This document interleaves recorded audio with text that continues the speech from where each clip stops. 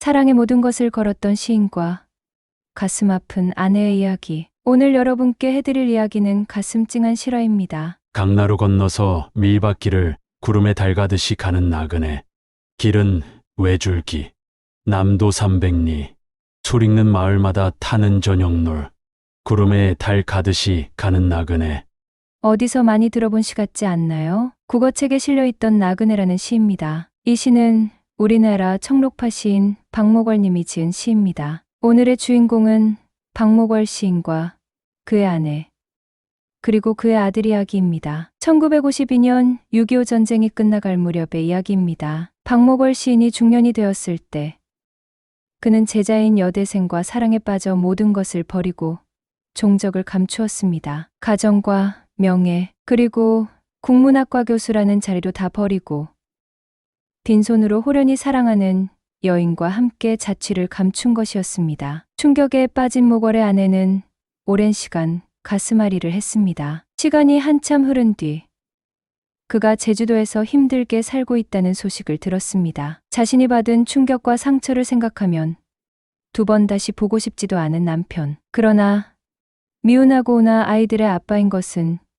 변하지 않는 것이기에 그녀는 고민하다가 남편을 찾아 나섰답니다. 어렵게 살고 있는 곳을 찾아서 간 그 집. 남편과 함께 있는 여인을 마주하니 마음이 무너지는 기분이었지만 두 사람이 살아가는 궁색한 모습을 보니 한숨이 나왔습니다. 두 사람에게 왜 이런 곳에서 힘들고 어렵게 살고 있느냐며 준비해간 돈봉투와 추운 겨울 따뜻하게 보내라며 두 사람에게 겨울이불을 내밀고 아내는 서울로 올라왔습니다. 세상에 이런 아내가 어디 있을까요? 박목월은 아내가 돌아간 후로 말이 없어졌습니다. 함께 살고 있는 제자도 박목월 아내의 모습에 감동하고 가슴이 아파서 말을 할 수가 없었습니다. 두 사람은 이제 더 이상 유지하기 힘든 사랑에 마침표가 찍을 때가 온 것을 느낍니다. 헤어지기로 말을 하고 나니 눈물을 주체할 수 없었고 가슴이 찢어지는 듯 아팠습니다. 박목월이 서울로 떠나기 전날 밤 시를 하나 지어 사랑하는 여인에게 이별의 선물로 주었습니다. 그때 그 시가 바로 이 노래입니다. 많이 들어보셨을 겁니다. 기러기 우러에는 하늘구 말리, 바람이 선을 불어 가을은 깊었네. 너도 가고 나도 가야지. 한낮이 기울면은 밤이 오듯이 우리의 사랑도 저물었네. 너도 가고 나도 가야지. 산촌에 눈이 쌓인 어느 날 밤에 촛불을 밝혀두고 홀로 우리라. 너도 가고 나도 가야지.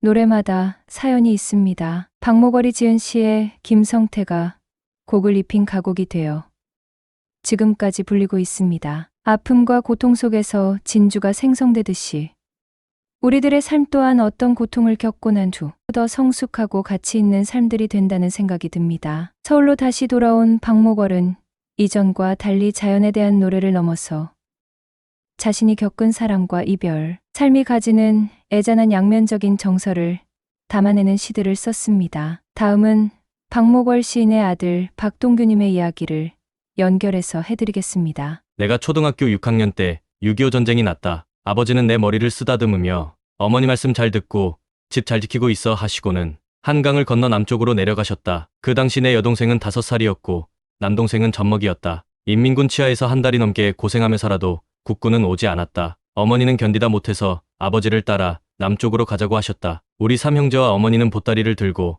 아무도 아는 이가 없는 남쪽으로 향해 길을 떠났다. 일주일을 걷고 걸어서 겨우 도착한 곳이 평택의 조그만 마을이었다. 하룻밤만 묵게 해달라고 사정을 해도 인심이 사나워서 헛간에도 재워주지 않았다. 우리는 어느 집 흙담 옆 골목길에 가만히 2장을 주워서 펴놓고 잤다. 어머니는 밤이면 가만히 위에 누운 우리들 얼굴에 이슬이 내릴까봐 보자기를 씌워주셨다. 먹을 것이 없었던 우리는 개천에 가서 작은 새우를 잡아 담장에 넝쿨을 뻗은 호박잎을 따서 죽처럼 끓여서 먹었다. 3일째 되는 날 담장 안집 여주인이 나와서 우리가 호박잎을 너무 따서 호박이 열리지 않는다며 다른 데로 가서 자라고 하였다. 그날 밤 어머니는 우리를 껴안고 슬피 우셨다. 우리 힘으로는 도저히 남쪽으로 내려갈 수 없으니 다시 서울로 가서 아버지를 기다리자고 하셨다. 다음 날 새벽 어머니는 우리들이 신주처럼 소중하게 아끼던 재봉틀을 들고 나가서 쌀로 바꾸어 오셨다. 쌀자루에는 끈을 메어서 나에게 지우시고 어머니는 어린 동생과 보따리를 들고 서울로 다시 돌아오게 되었다. 평택에서 수원으로 오는 산길로 접어들어 한참을 가고 있을 때였다. 30살쯤 되어 보이는 젊은 청년이 내 곁으로 다가왔다. 무겁지?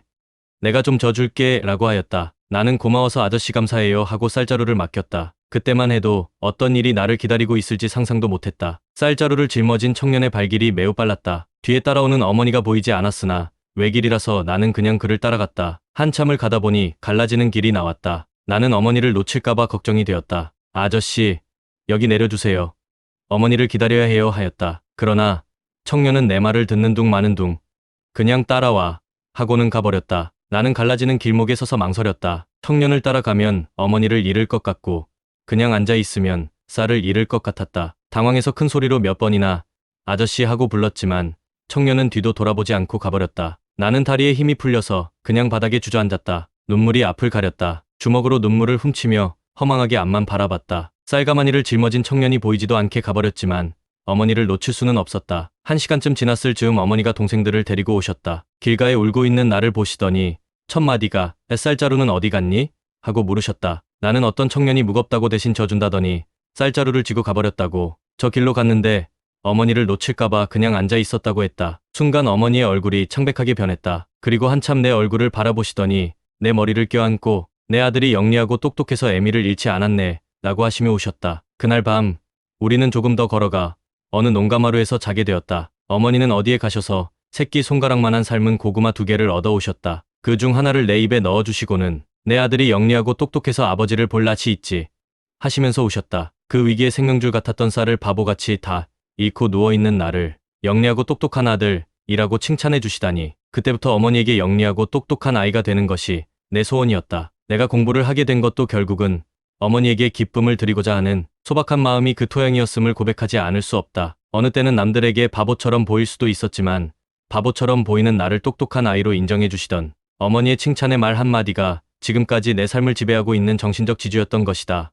이야기 속의 아들은 현재 서울대학교 명예교수이신 박동규님이십니다. 이 글 속의 어머니는 시인 박목월의 아내인 것입니다. 절망적인 상황 속에서도 야단이 아니라 칭찬을 해줄 수 있는 어머니, 그런 어머니의 칭찬 한마디가 아이의 인생을 아름답게 변화시켜준다는 것을 보여주는 사례라고 할 수 있습니다. 남편이 바람핀 일에서도 아들이 쌀을 잃어버린 일에서도 정말 지혜롭고 현명하게 해결하는 어머니, 마음이 따뜻해지는 것을 느낍니다. 이제 4월도 얼마 남지 않았네요. 마지막으로 박목월 시인이 지은 4월의 노래 들려드립니다. 목련꽃 그늘 아래서 베르테르의 편지를 읽노라.